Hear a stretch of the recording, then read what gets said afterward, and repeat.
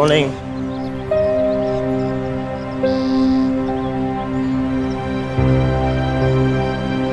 फिर से लोगों का पाड़ू इधर आ। कहाँ है ये लोगों? मालूम नहीं साहब, मैं जब आया यहाँ पर नहीं था साहब। रात में किसी ने उड़ाया होगा। उड़ाया होगा। वॉचमैन इधर आओ। वॉचमैन जी साहब। कहाँ गया लोगों? पता नहीं साहब, कैसे चोरी हो जाता है, हम खुद ही परेशान हैं सर। तुम परेशान हो गया तेरा दोनों ना? हाँ हाँ साहब, रेडी।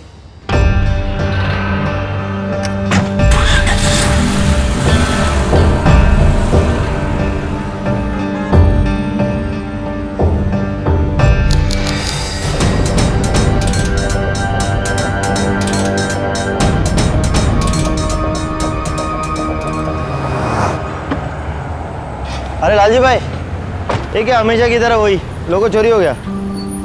ये हर महीने 5-7 हज़ार का झटका मैं नहीं झेल सकता। डोंट वरी सर, मैं आपको सस्ते में अच्छा लोगो चोर बाजार से मंगा दूंगा आज।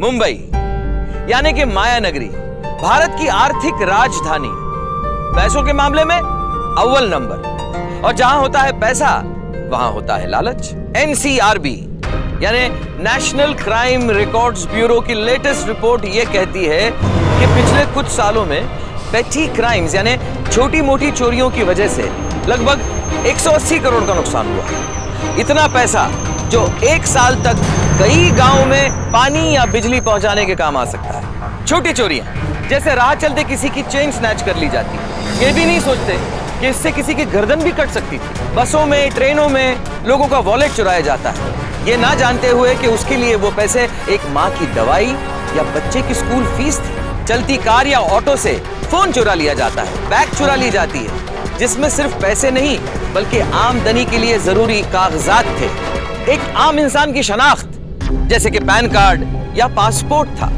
सोसाइटीज में, बिल्डिंग्स में दिन दहाड़े कारों में से, घरों में से पैसा, जेवरात, कार के लोगोज, यहाँ तक के जूते चप्पल भी चुराए जाते हैं। और ये सारा सामान पहुंचता है चोर बाजार में या फिर ऐसी जगह पे जहां चोरी का माल बेचा जाता है और इसे फिर से खरीदते भी हम ही हैं। अगर हम चोरी का माल खरीदना छोड़ दें तो हो सकता है चोरों के भी कदम रुक जाएं। इन मामूली चोरियों के पीछे छिपे चोर को देखकर अनदेखा मत कीजिए, क्योंकि कल जब इनका ज़मीर पूरी तरह से मर जाएगा तो यही वो मामूली चोर है जो पैसों की खातिर खून या बलात्कार करने से पीछे नहीं हटेगा। आपकी आज की ये खामोशी कल होने वाले बड़े से अपराध को शय दे रही है, एक छोटे मुजरिम को हिम्मत दे रही है कि वो कल एक बड़ा जुर्म करे।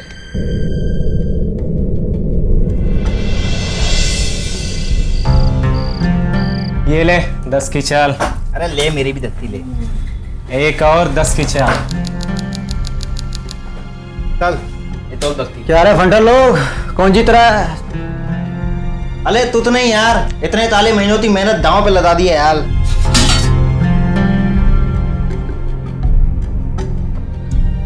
अबे एक फ्रिज का अरेंज करो रे, ये साला हंडी का पानी पी पी के ना पक गेला है मैं।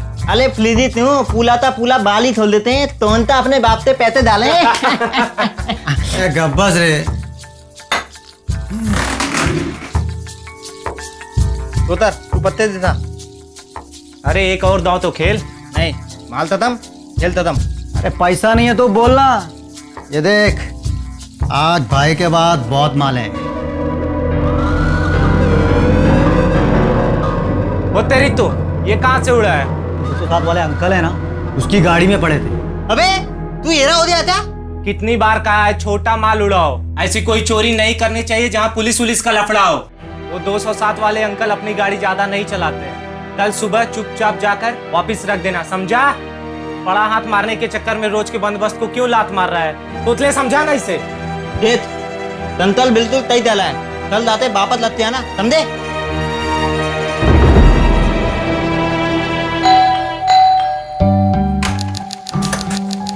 सलाम साहब। साहब वो गाड़ी का चाबी। एक मिनट।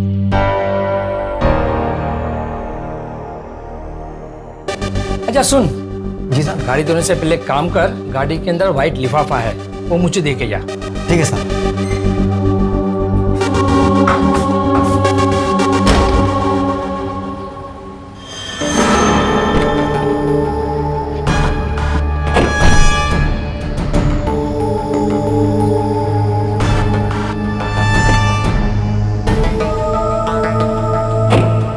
साहब सब हो गया। बाड़ू गाड़ी साफ हो गया? हाँ साहब। ताई कैसी हो? बहुत बढ़िया। तुम तो आज पुणे जाने वाली थी ना अपने मम्मी पापा के पास? हाँ जाने वाली थी, पर अभी कार्तिक आने वाला है ना तो नहीं जा रही हूँ। अच्छा तुम दोनों शादी कब कर रहे हो? बस अभी 2 महीने बाद की तारीख निकली है। अच्छा मानसी बेटे 2 दिन के लिए बाहर जा रहे हैं, घर का ध्यान रखना। हाँ जी बाय।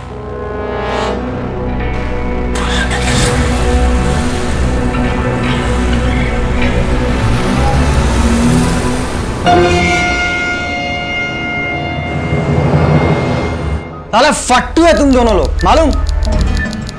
अरे उनको नहीं पता चलता यार। और वैसे भी ना देख, 2 दिन के लिए बाहर गए थे वो लोग। उन लोग को लगता कि रास्ते में किसी ने माल उड़ा लिया, बस अला खाली पीली माल वापस लौटा है। और वैसे भी ना उन लोग को कोई फर्क नहीं पड़ने का। अरे सोच के देखना, जो आदमी गाड़ी के अंदर इतना माल भूल सकता है उसे घर पे कितना माल होगा।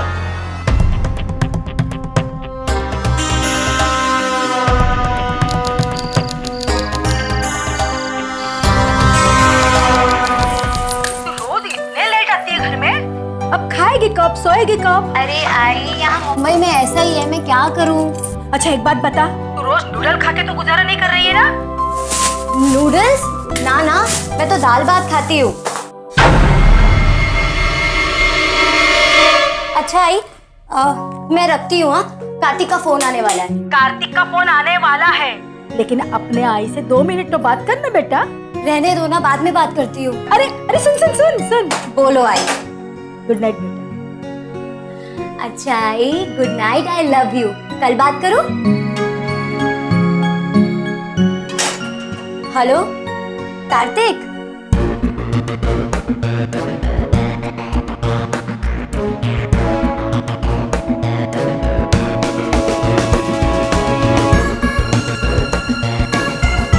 वो सब तो ठीक है, पर तुम एक बात बताओ, तुम आ कब रहे हो? तुम यहाँ आने वाले थे इसलिए मैं वीकेंड पे पूना नहीं आई। आई मुझे कितना डांट रही थी पता है? सब तुम्हारी वजह से। अच्छा चलो, मुझे बहुत नींद आ रही है, कल बात करेंगे कार्तिक।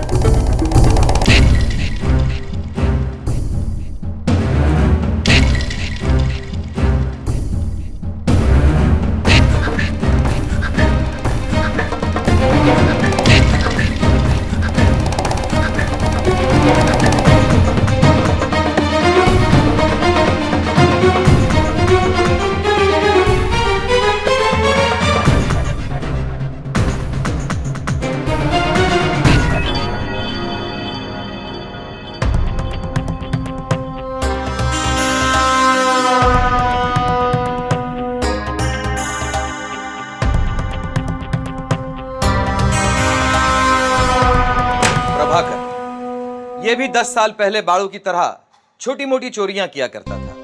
ऐसे लोग हमेशा ये भूल जाते हैं कि इंसान लालच को नहीं, लालच इंसान को कंट्रोल करता है।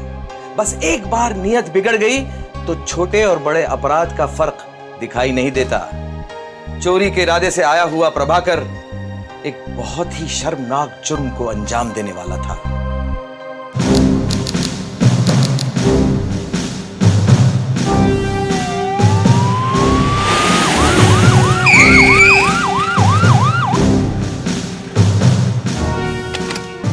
सर, इसी बिल्डिंग में हुआ है सर। सर, सभी से पूछताछ चल रही है सर, किसी को जाने नहीं दिया। मैं बताऊं सर, मुझे लगता है किसी अंदर के आदमी का ही काम होगा ये।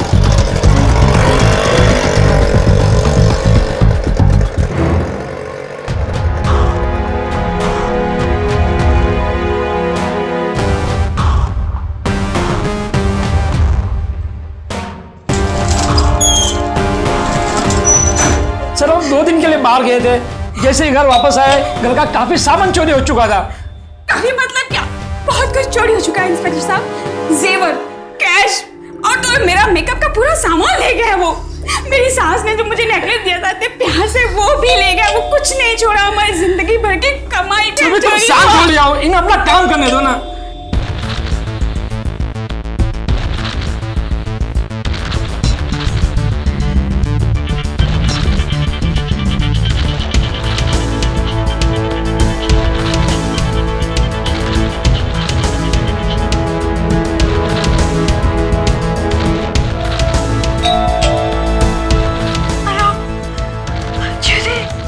हेलो, कुठे आहेस तू?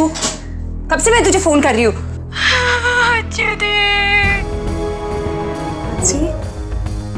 मानसी, क्या हुआ तुझे? तू रो क्यों रही है इतना? बता मुझे, बता तो सही मुझे।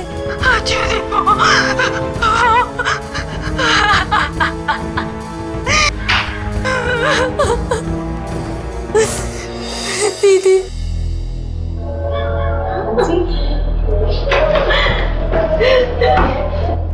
क्या हालत बना रखी तूने अपनी? क्या हुआ है तुझे? क्या हुआ तुझे? बता मुझे। तू क्या हो रही है? क्या हुआ? बता मुझे। हाँ मानसी, बोल। कल तक दुनिया जिस प्रभाकर को एक मामूली चोर समझती थी, जो सिर्फ पैसे और सामान चुराता था, आज उस प्रभाकर ने इंसानियत को शर्मसार कर दिया।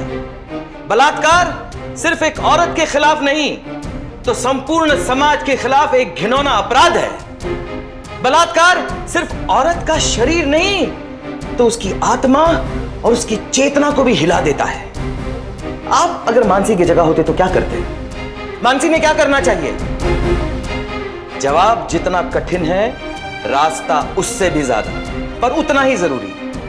मानसी के साथ हुआ अपराध इस बात का सबूत है कि जब किसी इंसान की प्रवृत्ति आपराधिक हो जाती है, उसकी सोच विकृत हो जाती है, और अगर उसे समय पे ना रोका जाए तो मौका पाते ही वो बड़े से बड़े जघन्य अपराध कर सकता है। आज अगर मानसी चुप रही तो कल प्रभाकर की हिम्मत और बढ़ेगी, और फिर वो किसी औरत पर बलात्कार या किसी का कत्ल करने से नहीं चूकेगा।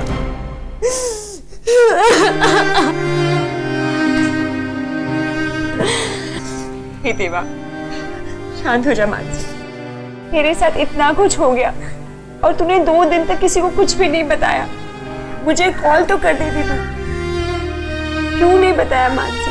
मैं डर गई थी दीदी, मैं बहुत डर गई थी।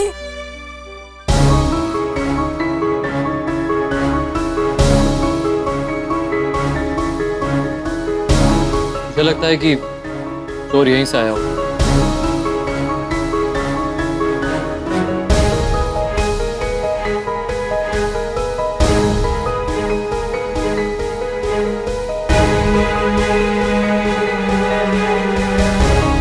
यहाँ इतनी बड़ी चोरी हुई, हो सकता है कि आस पड़ोस वालों ने कुछ देखा है, सुना हो।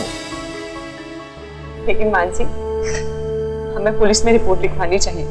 इनफैक्ट हमें 2 दिन पहले रिपोर्ट कर देनी चाहिए थी।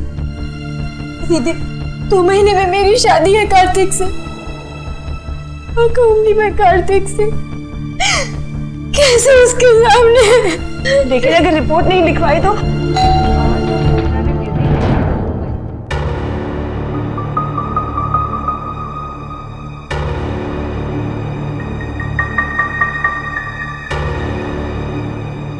वापस। नहीं दीदी प्लीज, दरवाजा मत खोलना प्लीज। देख मानसी, तू अपने आप को संभाल। देख, घबराने की कोई बात नहीं, मैं हूं ना तेरे साथ। तू अंदर जाके मुंह धो ले, मैं पुलिस को संभालती हूँ। जा जल्दी।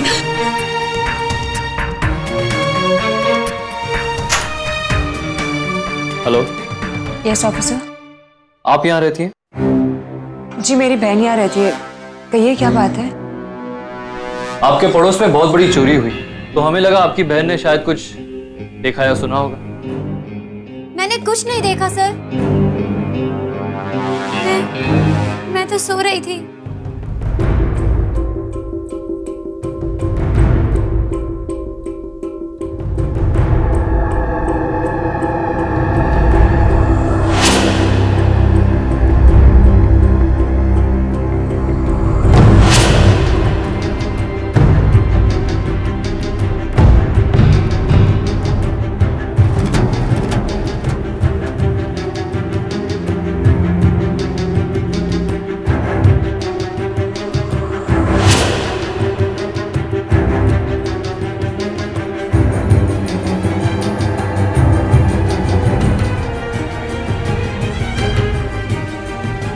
Are you sure?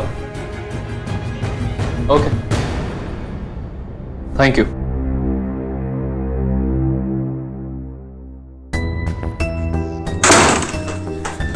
अब क्या करेंगे दीदी? मानसी देख, मुझे लगता है हमें आई पापा को सब कुछ बता देना चाहिए।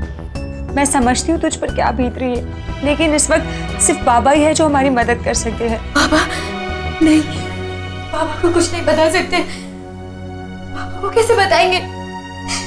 उन पर क्या बीतेगी? मानसी की खामोशी की वजह प्रभाकर या उसका डर नहीं था, बल्कि हम लोग हैं। उसे डर है कि समाज को जब उसके साथ हुए इस बलात्कार का पता चल जाएगा तो उनका रवैया उसकी तरफ बदल जाएगा। उसे ही शर्मिंदगी और बदनामी को झेलना पड़ेगा। हमारे देश की सरकार इस बात को समझती है, इसीलिए इंडियन पिनल कोड की धारा 228A के मुताबिक पुलिस और मीडिया को पीड़ित की पहचान गोपनीय रखनी पड़ती है। बलात्कार की केसेस में अदालत की सुनवाई सार्वजनिक रूप से नहीं होती, ताकि पीड़ित महिलाएं बिना किसी डर के अपराध के खिलाफ लड़ सकें, अपराधियों को सजा दिलवा सकें। पर शायद मानसी को इस बात का पता नहीं था, इसीलिए वो चुप थी। वो पड़ोस वाली लड़की मुझे बहुत घबराई हुई सी लगी। कुछ ना कुछ गड़बड़ जरूर है। हाँ सर, मुझे भी ऐसा लगा। एक काम करो सर, तुम्हें कांस्टेबल को यहाँ ड्यूटी पे लगा दो। उस लड़की और उसके घर पर ये 24 घंटा नजर चाहिए और फुल रिपोर्ट चाहिए। समझ गए? समझ गए सर। क्या होगा इस शहर का?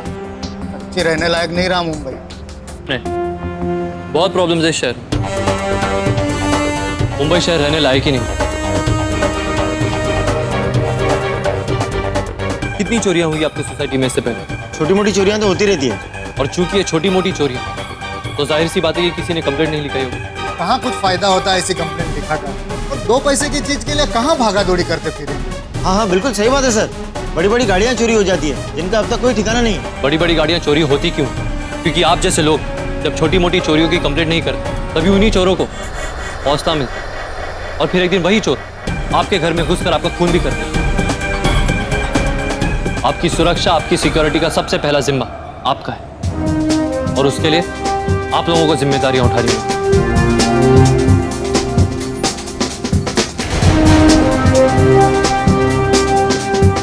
मुंबई में कई लाख सोसाइटीज हैं और इनमें काम करने वाले कई लाख लोग।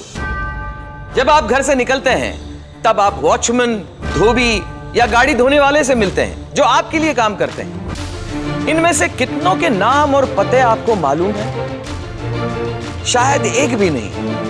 और अगर ऐसा है तो आप सुरक्षित नहीं हैं। आपको यह जानकर हैरानी होगी कि इनमें से कईयों के पास अपनी शनाख्त के लिए कोई कागजात नहीं है। कुछ तो अपने मुल्क के नहीं हैं, जो गैर कानूनी तौर पर यहां पर काम कर रहे हैं। अगर इनमें से किसी ने आपके घर में घुसकर चोरी की तो आप इन्हें ढूंढेंगे कहां? पुलिस वेरिफिकेशन के बगैर किसी को भी सोसाइटी में या अपने घर में नौकरी पर रखना मतलब मुसीबत को दावत देना है। पुलिस वेरिफिकेशन से आपको यह पता चलता है कि जिसे आप काम पर रख रहे हैं उसका कोई पिछला पुलिस रिकॉर्ड तो नहीं। बहुत आसान होता है पुलिस को या सरकार को दोष देना। दरअसल हमारी सुरक्षा उनसे ज्यादा हमारे हाथों में है।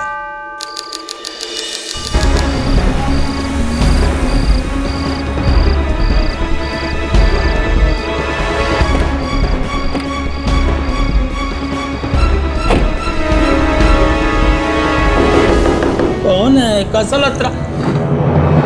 सब गलती हो गई, अभी आग लगी सब। अभी आंख लगी, अगली बार से बैठा हुआ भी दिखाना, सीधा अंदर कर दो। चल जा रहा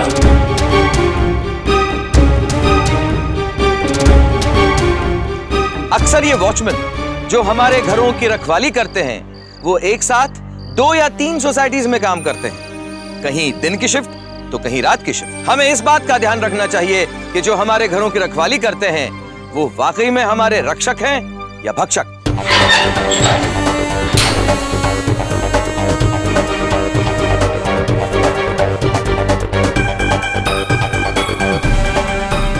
हो ना हो, मुझे लगता है कि चोर यहीं से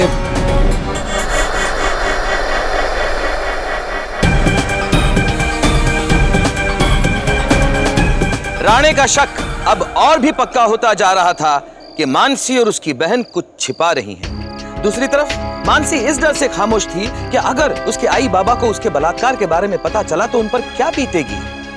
मानसी इस केस की सबसे बड़ी कड़ी थी क्योंकि वही चश्मदीद गवाह थी। उसने प्रभाकर को देखा था।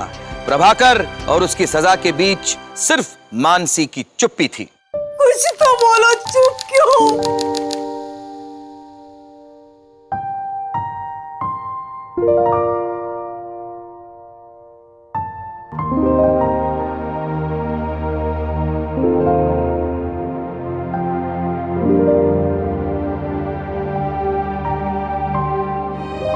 नहीं बेटी, तू सर नहीं झुकाएगी। इसमें तेरी कोई गलती नहीं है, गलती उसने की है, सजा उसे मिलनी चाहिए, तुझे नहीं।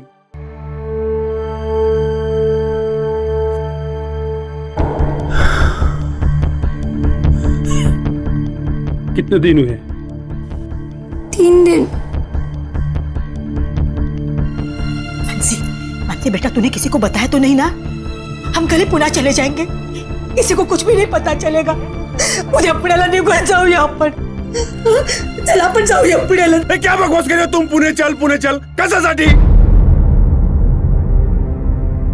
मानसी ने जब गलती की ही नहीं तो यहाँ से भागे क्यों? ताकि वो हरामी किसी और लड़की की जिंदगी बर्बाद करके यहाँ हुआ घूमता रहे। लेकिन बाबा वो नहीं बेटी, अब तू नहीं रोएगी, अब रोने की बारी उसकी है। उसे हम पकड़ेंगे, सजा दिलवाएंगे।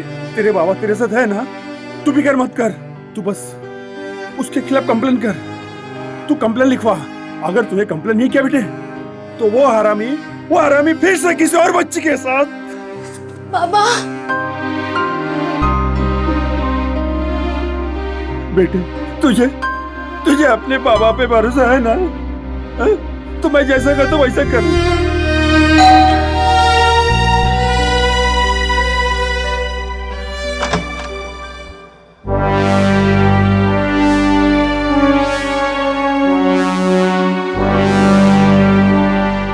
अपने पिता की बात सुनकर मानसी को हिम्मत आई और उसने इंस्पेक्टर राणे को सब कुछ बता दिया। उसने मेरे साथ जबरदस्ती की और उसके बाद जब उसे लगा मैं उसके लिए खतरा बन सकती हूँ तो उसने मुझे मारने की कोशिश की।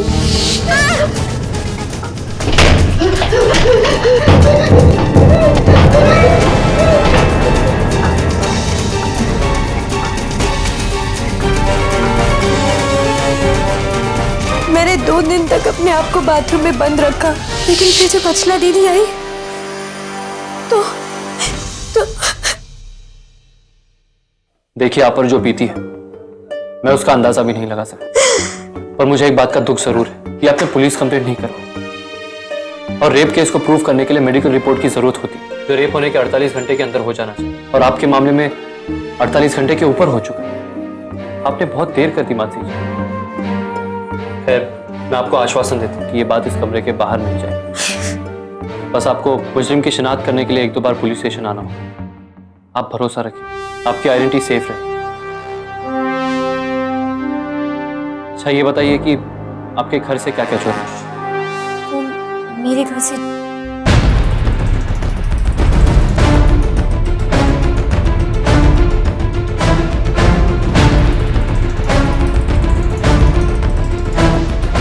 मेरा एक दुपट्टा भी ले गया। Well thanks for the information. मैं आपको विश्वास दिलाता हूँ कि हम मुजरिम को जल्द से जल्द पकड़ने की कोशिश करेंगे।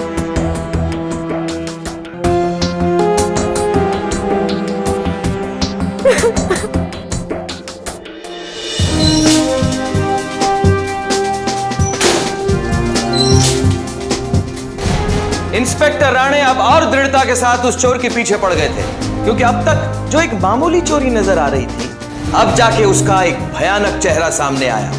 इंस्पेक्टर राणे को यकीन था कि उन्हें कोई ना कोई सुराग जरूर मिलेगा, और एक हफ्ते बाद पहला सुराग मिला।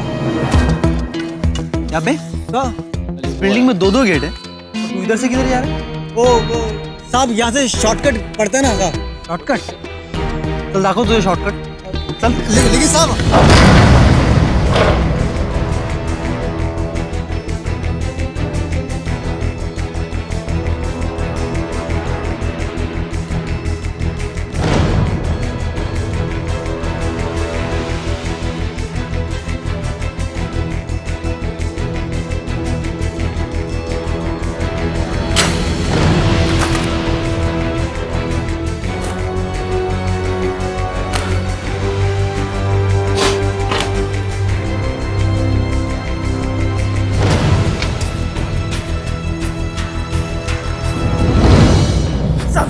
आई शपथ, मी एवढा कमवतो तरी हे सगळं सामान माझ्या घरात नाही. तू कुठून आणलंस? बोल, कहां से लाया? बोल. अरे गाड़ी तो था ना तुम लोग? पगार कितना मिलता है? 4-5 हजार साहब टोटल। ये टीवी कितने का मालूम है? वो टीवी बोल। साहब 5,000 की पगार में 25,000 का टीवी खरीदेगा तू? नहीं साहब, नहीं। कहां से लाया? बोल कहां से लाया?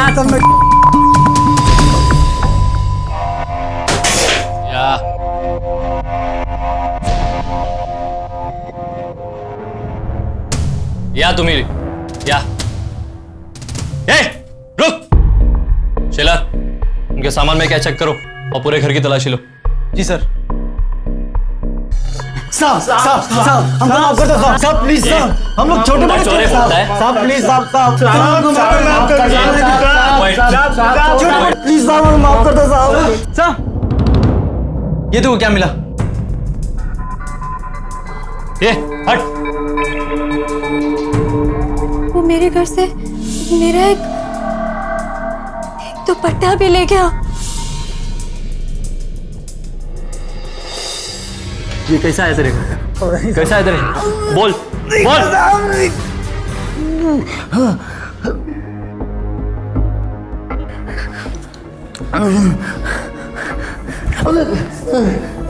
ले तीनों।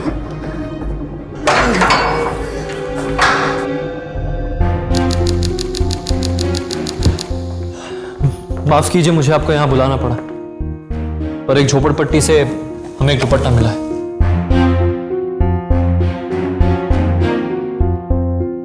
ये दुपट्टा आपका है? जी हाँ। हाँ इंस्पेक्टर साहब, ये दुपट्टा मेरी बेटी का है। ये दुपट्टा जिन लड़कों के घर से मिला है, हमने उनको भी गिरफ्तार किया। आप उन्हें एक बार देख लीजिए, मुझे लगता है कि उनमें से ही किसी।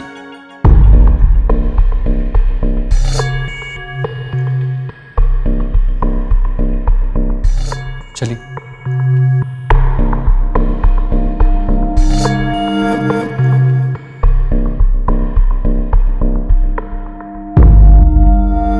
इनमें से कोई था?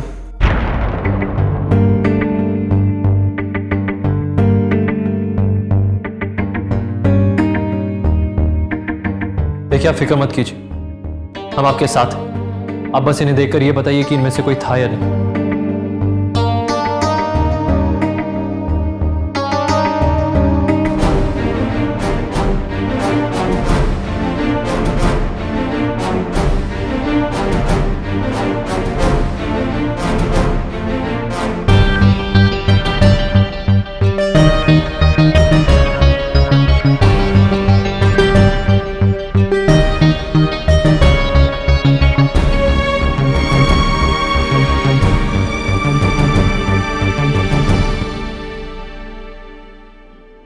कोई नहीं था sir. What? Are you sure? Yes sir, I am sure, इनमें से कोई नहीं था। आत्मा देखिए उनसे। चले, चल।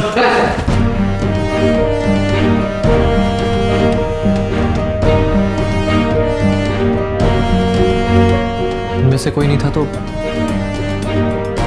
और कौन हो सकता है? दुपट्टा तो इन्हीं के घर से मिला।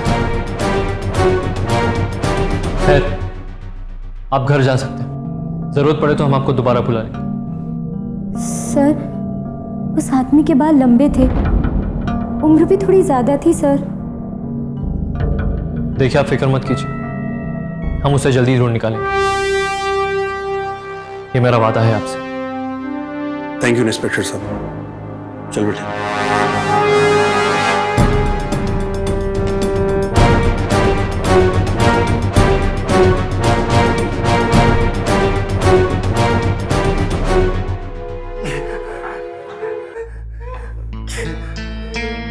देख, मैं एक लास्ट बार तेरे को पूछ रहा हूं, तुम्हारी होली में और कौन कौन रहता है? अपन तीन ही लोग रहता है साहब। 3 लोग। और किसका किसका आना जाना? साहब मिलेत मामा है साहब, वो तभी तभी आते जाते लेते हैं साहब। क्या नाम है उसका? पलवातल तलमा। ठीक से बोल। पलवातल तलमा। कहाँ रहता है वो? भी बादू वाली धोपल बत्ती में साहब, वो क्रांति नगर वाली धोपल बत्ती में। क्रांति नगर? हाँ हाँ। प्रभाकर शर्मा? हाँ हाँ हाँ। सर, ये नाम कुछ सुना सुना सा लग रहा है सर। एक सेकंड सर, मैं अभी आया। और क्या क्या जानता तू? बोल जल्दी।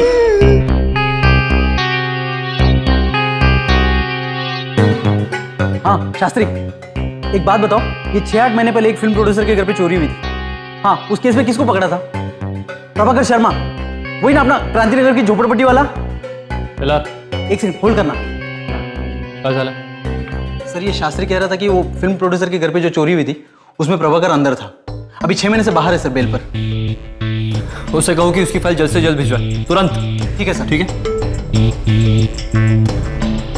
हाँ शास्त्री, एक काम करा, त्या प्रभाकरची फाईल लवकरात लवकर माझ्याकडे पाठवून द्या।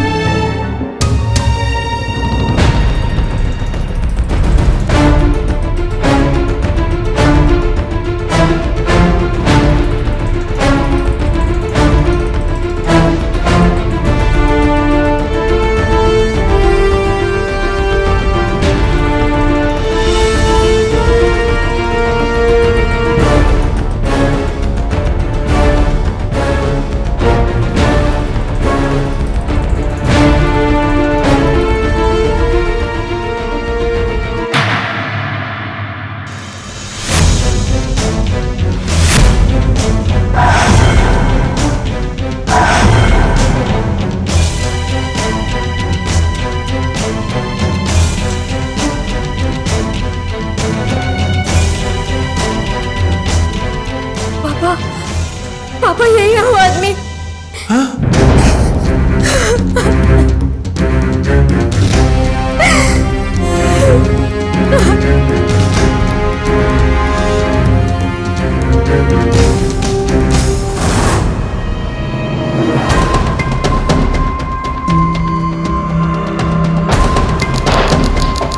सारे घर की तलाशी लो, सबको पकड़ के बाहर लाओ। जी सर।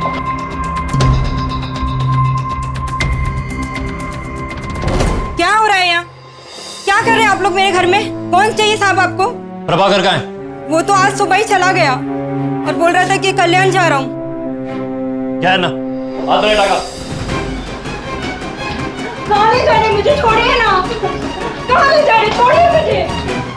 साहब माफ कर दीजिए ना साहब। बेल पर बाहर है ना वो? अभी कुछ दिन पहले कहाँ चोरी किया तुझे बताया होगा। वो कहाँ है वो? कितनी बार समझाया उसे ये सब छोड़ दे, लेकिन मेहनत करना तो सीखा ही नहीं उसने। पहले तो छोटी मोटी चोरियां करता था, कभी 500 कभी 1000 रुपए की, लेकिन मन में लालच बढ़ता ही गया और लोगों के घर में घुस के चोरी करने लगा। उसने इतना बड़ा गुनाह किया है ना, उसे फांसी पे चढ़ा देना था, फांसी पे। कल्याण पुलिस को इन्फॉर्म कर दो और हमारे सारे खबरियों को इन्फॉर्मेशन दे दो। प्रभाकर की फोटो सबको एमएमएस करो। ये आदमी मुझे 24 घंटे के अंदर हवालात के अंदर चाहिए। बहुत दिनों से दिखा नहीं साहब, इधर का लेडीज बार बंद हो गया है, तो शायद पनवेल या कल्याण जाता होगा। 1 नंबर का चमड़ी है।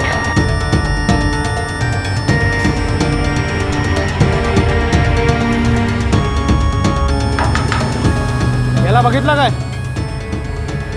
हो रे साला, सकाळी स्टेशनवर बघितलं याला. आता बघितला तर सांग मला. हो साहेब.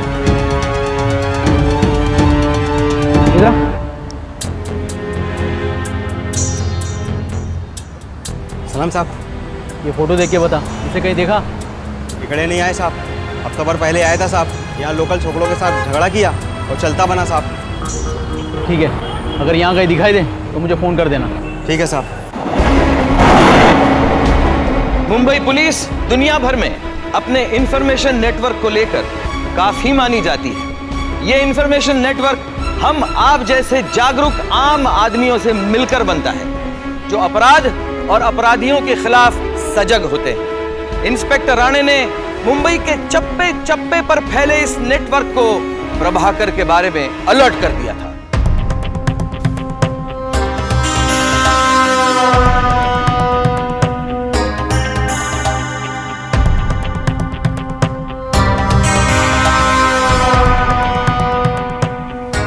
नहीं साहब, टिप है तेरी। हेलो सलाम साहब, रघु बोल रहा है। हाँ साहब, अभी प्रभाकर इधर आया था, विजय पार्लर स्टेशन के अंदर गया। हेलो हेलो, हाँ हाँ हाँ, अरे हो जाएगा काम तुम्हारा। एक पैकेट सिगरेट दे दो।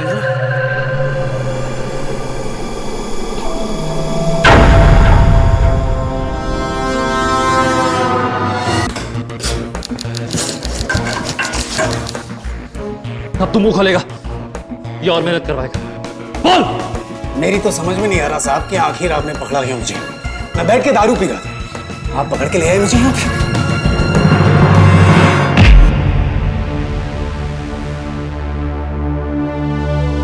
हो साहेब, राहू दे ना तुम्ही, मी काढतो ना याची चरबी.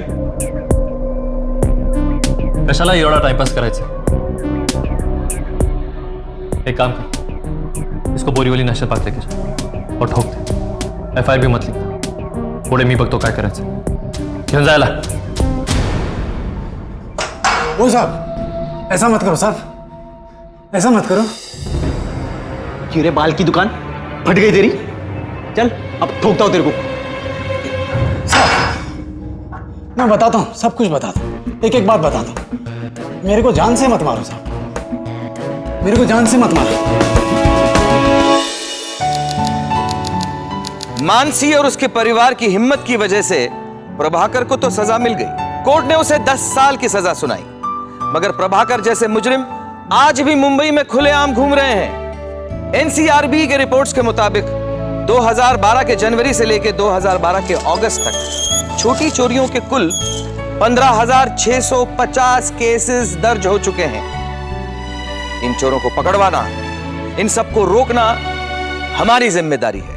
आपके गले से चेन खींचने वाला एक मामूली चोर रेप भी कर सकता है. आपका बटुआ चुराने वाला एक मुजरिम पैसों की लालच में आपका कत्ल भी कर सकता है. अगर अपराध के पेड़ को काटना है तो उसके बीज को ही खत्म करना होगा. तो आइए हम सब मिलकर शपथ लें कि अपने अंदर के लालच से कहेंगे आता बस. इन पैसों के भूखे लालचियों से कहेंगे आता बस. देखिए, बात 50, 500 या 5,000 की नहीं है, बात मुंबई के आने वाले कल की है. आमची मुंबई आणि मी मुंबईकर जागृत तो मुंबई सुरक्षित. अगली बार फिर मिलेंगे इस माया नगरी में लालच के शिकार एक और अपराधी की सच्ची घटना को लेकर। तब तक सावधान इंडिया, मुंबई फाइट्स बैक।